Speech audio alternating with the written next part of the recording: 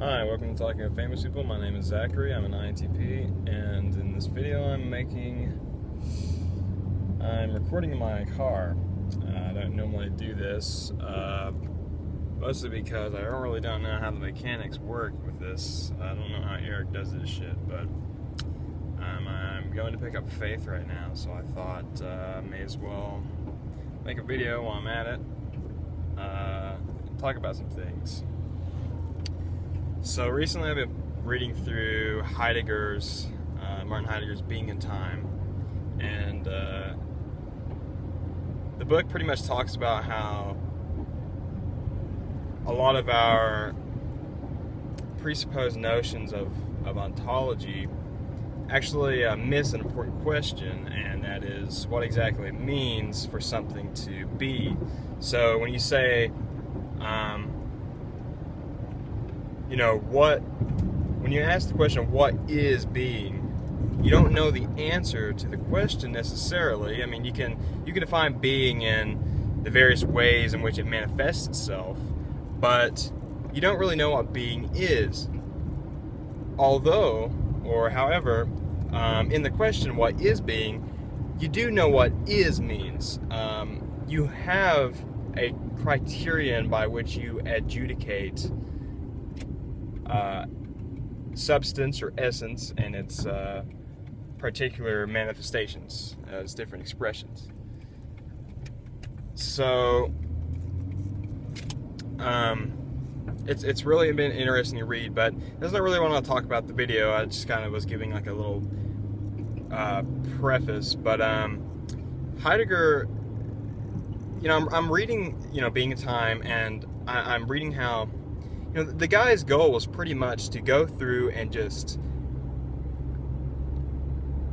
to flip-flop all of our current ideas of ontology and all throughout the history since like classical philosophy, and just pretty much show us like, well, look, we've come to all these conclusions or had all these understandings, but we miss an important question. And in a sense, what he's doing is sort of like a rebellion against the status quo. It is a sort of antithesis of our current understandings of ontology.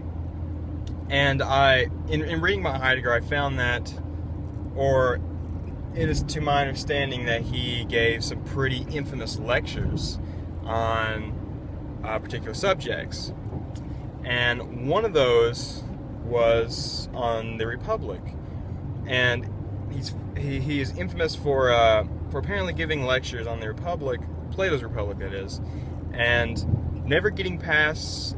Was it the first page? It might have been the first page or the first line. I think it was the first page. I could be wrong about that, but I think about that, and I started thinking, like, how the hell could someone give an entire lecture on one page of a book? And I mean, don't get me wrong, like, Platos Republic is an amazing book. I would recommend that to anyone, especially anyone starting out with philosophy. But how does someone give an entire lecture on it? And then I started thinking about the beginning of the Republic and what how it could be related to Heidegger's life. And if you haven't read the Republic, the beginning of it is basically Socrates and his buddy, I think it's Glock, they're going down to the Piraeus, and they're praying to one of the Greek goddesses, and they're thinking like, well, there's a new Thracian goddess that's being implemented into the pantheon, so to speak. And so Glaucon and Plato are just kind of curious. They go down and pray to the goddess, and they're like, well, we may as well go and see what it's like. We may as well go and see. And on their way, after they get done praying, they're walking to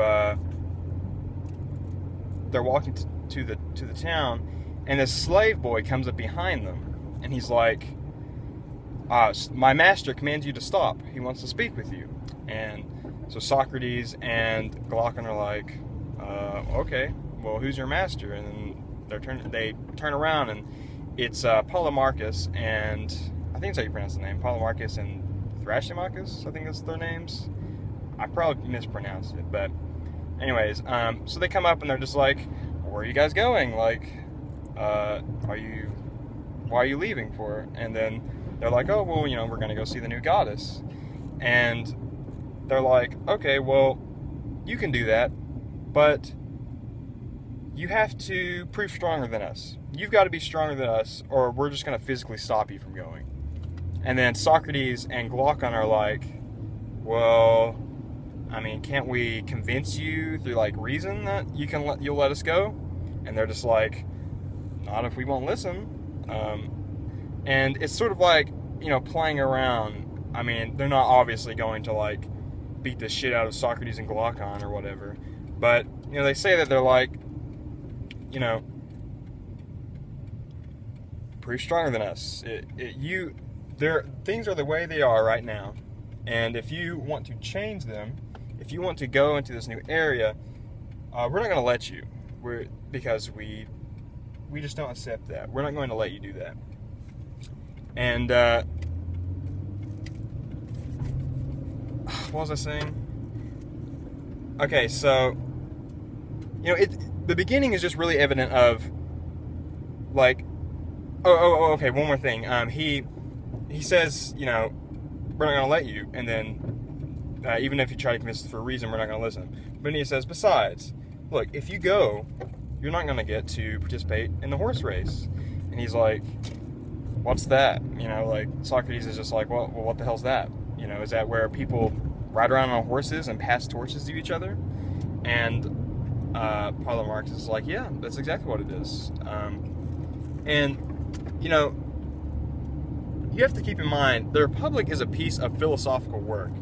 So everything in it is very significant. Nothing is just like filler, right? Like a lot of thought is into every piece. Every bit of dialogue in the entire book is very well thought out. And I started thinking about that, and I started thinking about, what does it mean? Well, think about what it even means to go down to the Piraeus. So the book starts out with them, descending into the Piraeus. They say they go down to the Piraeus, and you have to think like, what kind of shit normally goes down the Piraeus? That's a pretty shady place. Like, that's usually where I imagine like black market deals would go on in Greece or whatever. I mean, I don't know. It sounds like a shady place, like the Piraeus. And you have to think like, what are they doing in the Republic? Like, what is the book about? And it is literally about Glaucon and Socrates and some other characters pretty much conspiring about what the ultimate or the ideal civilization would be like. And the reason they're conspiring is because it would be by nature overthrowing the current paradigm, right? There's no way it would still be able to exist, because I'm thinking about, what ways, well, we can't have, these gods, we can't teach people that these gods act this way because that's an unjust way. Why would we teach that? So they're thinking about, what the poets would be saying. They're thinking about what kind of education that people are going to get, what kind of jobs people should be able to have. They're thinking about all this stuff. And in a way, Plato is sort of attacking the current status quo and almost being the antithesis to what their civilization was like at the time. And I think there are a lot of parallels to what Heidegger was doing. I think Heidegger felt a certain sympathy with that, or he could empathize with that feeling of like, look, things have been this way for a very long time, but I'm going to show you that it doesn't have to be, and in fact there are some things that we're forgetting about, that we need to question, that we haven't yet. And that's really beautiful. It's very significant. It's got a very big significance to it. And I don't know, it blows my mind, And even the beginning of the Republic kind of blows my mind because it has a lot of different things. It really depends on how you read it, or what you're going in with your preconceived idea of like what you go in thinking is sort of, you can kind of relate that to the beginning. So, in a way, you could read it in the sense that like, oh, these, it just shows that people don't want progress and they'll use like physical strength to prevent you from progressing into new areas of information. And it's like, I mean, even a lot of people consider Plato to be like a fascist now. Even Benito Mussolini. I mean, he would read the Republic often for inspiration.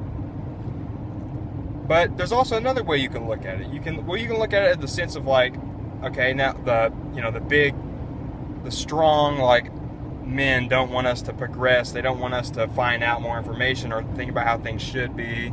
You can read in a sense that, a revolution sort of against the ideological paradigm where they're thinking about conspiring against the current system and how it could be improved upon, what it ought to be, like normative claims about that. Or you can look at it in the sense of, I didn't get this impression until the last time I read it, when I was reading the beginning, because the beginning has always confused me. The meaning of it is very obscure. It's definitely not obvious. And you think like, you're gonna stay for if you don't stay, if you go, you're not gonna be able to watch the horse race, right? Where people run around on horses and they pass torches. And I think about the symbolic meaning of that, and it makes me think like,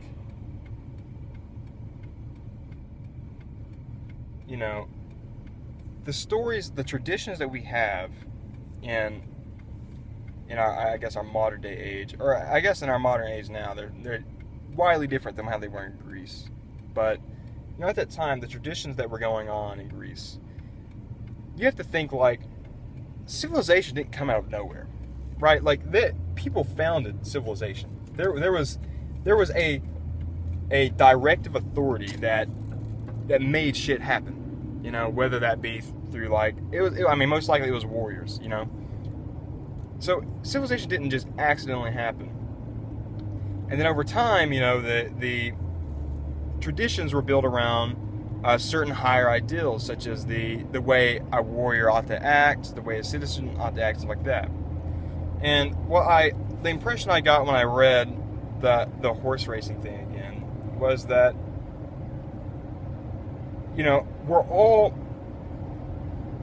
we're all going through life. We're all riding on our own horses, so to speak, And I'm riding my own horse, and I'm not going to last forever.